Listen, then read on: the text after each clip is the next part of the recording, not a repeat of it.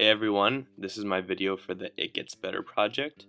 I just wanted to start off by talking about a little bit about myself, so people can have an idea where I'm coming from, and where I'm getting my thoughts and my perspectives that I'm going to express in the video. I'm a sophomore here at NYU, majoring in religious studies, and I myself am actually gay. I grew up in a Catholic family in a small New England town where everybody in the community knew everybody and knew what was going on. I knew I was different than most other kids from an earlier age, so I grew up with this notion that I was not like most other kids. And I think this did have an impact on how I grew up and how I saw myself and how I continue to see myself. Um, my family is pretty religious, and I actually haven't even come out to my parents yet in fear of rejection, almost um, fears that they'll stop paying for my education. Um, so yeah, in essence, your part of this video is coming from a still closeted um, gay young adult. Um, I wasn't really bullied in elementary school, but once I got to junior high and middle school, I would get bullied for having a girly voice, and I actually would go out of my way to try to deepen my voice when I would talk, um, and I would get called fag sometimes, stuff like that. Compared to other people, though, I've been fairly and extremely lucky in that I'm not really flamboyant, so I wasn't as big as of a target as other young gay people. I had a solid group of friends in high school, but I hadn't really come out to any of them. Now that I'm at NYU, where I have developed a few really close friendships and who I've been able to be myself with and confide in about being gay. But I still, like I said, I still haven't come out to my parents. I guess in fear of rejection, fearing of the unknown, of not knowing how they will react. I always They always ask me, "Do you have a girlfriend?" or "You're not gay, are you?" But so this hurts when it's coming from your own family. But I have to learn to cope with it and deal with it as it comes.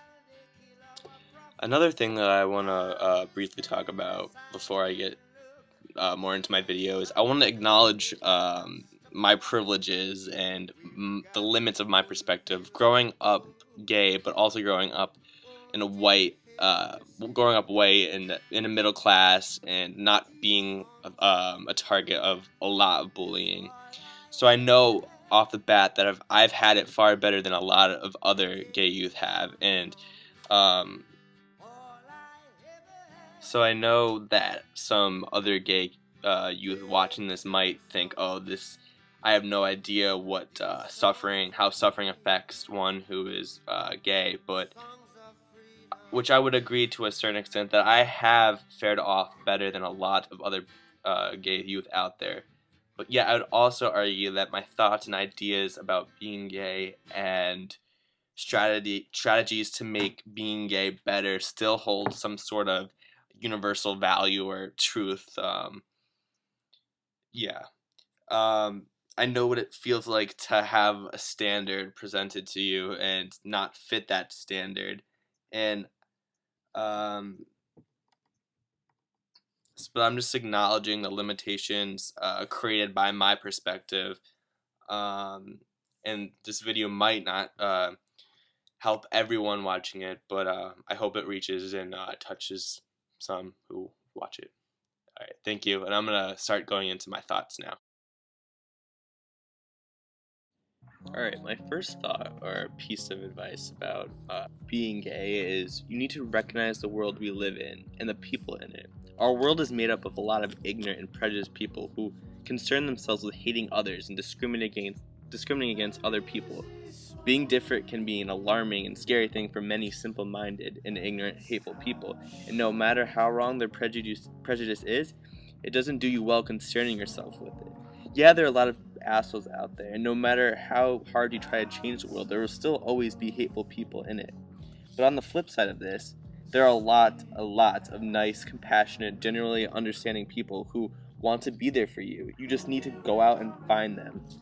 So I'm telling you to strive to build a community of your own people. People that you can trust and trust to support you, and you can be yourself around. And I know this might be extremely hard for, especially on days where the hate is so in your face, but you just need to make a promise to yourself to go out there and try to find the people who you can be yourself with. Another point or piece of advice that I want to give that I find especially important in my own life is to inhabit the present. In a lot of videos in the It Gets Better campaign, I noticed that there's a lot of focus on the future, a future that evidently will be better than the here and now that you are in. Some days I find myself thinking about a better future, a future where my parents will accept me for who I am, where I could have kids, maybe even get married, but many times I find myself grasping for such a future, but while I'm doing that, I'm kind of ignoring one big thing, and that is the present that I'm living in and experiencing. Instead of drooling over some future that may or may not happen, and this isn't to say that thinking about the future is completely irrelevant or bad. What I'm saying is that you shouldn't consume yourself with drooling over and over again, rather than trying to find the joy or pleasure in being who you are in each and every day. I know that some days this will be extremely hard when things get really bad. All you want to think about is better times that are to come. But you gotta try to make a promise to yourself to try to take each day for what it is and what it gives you. This kind of goes along with my other point that I just made, but you need to find passion and outlets you can channel yourself into and truly be yourself in. Explore different passions or hobbies that you find yourself being truly yourself, and take pleasure in doing these things. When days really suck and things get really bad, there can be some sort of the truest things to fall back on and get along with, seizing each day for what it is and finding passions that help you can just get through that day. For me, this is reading and writing. I can lose myself in a book or writing down my thoughts. It's a kind of therapy for me. So what I'm saying is find your niche or your thing that you can do. Going for a walk outside, listening to music, on helping to help you unwind. Just really try to enjoy certain things that make you happy.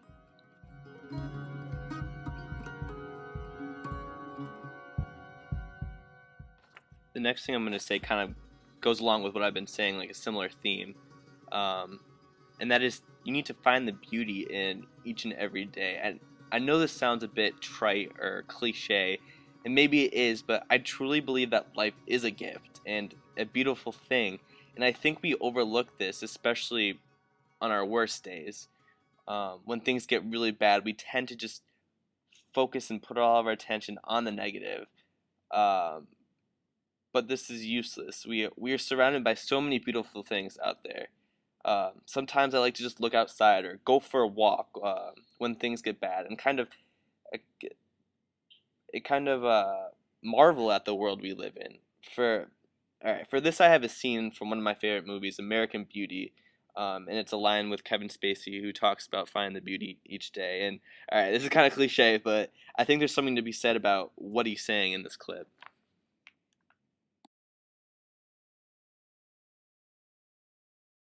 I could be pretty pissed off about what happened to me, but it's hard to stay mad when there's so much beauty in the world.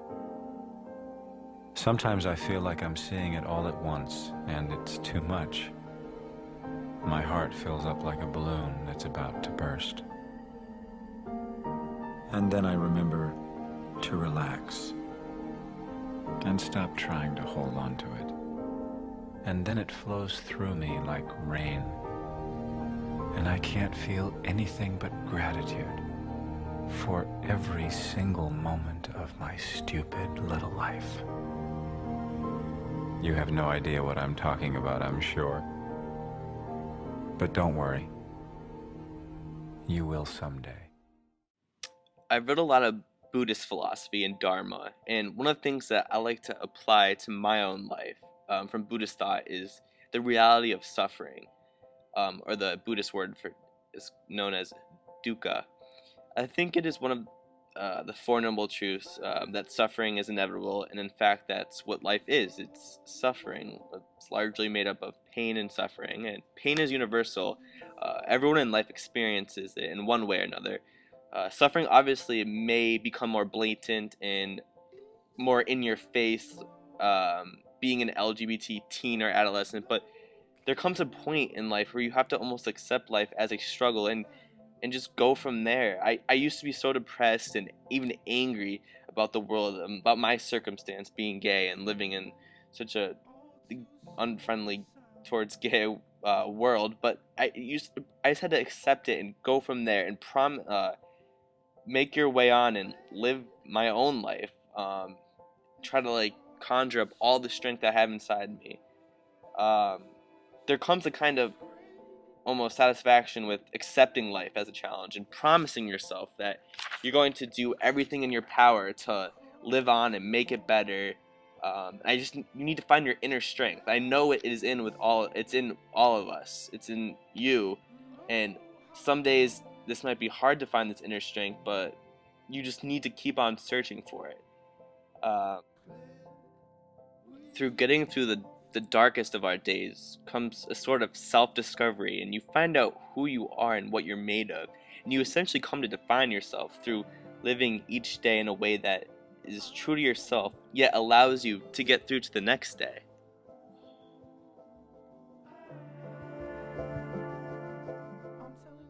The whole it gets better thing doesn't happen with a wave of a magic wand or anything, even though I sure wish it did. I'm sure a lot of people actually wish it did, but it doesn't. You have to make a promise to yourself that you're going to be the one who actively goes about making it better. Do it day by day, through all the things that I've talked about. But it doesn't have to be a rugged, do-it-yourself individual process. There's a lot of people out there who you might not even know about yet, but love you and care about you and want to be there for you. You just need to find them. They might be close friends you can confide in, or they might be members of the LGBT community or a gay straight alliance program. You just have to try to build a community of your own and help you help yourself, and it gets a whole lot easier.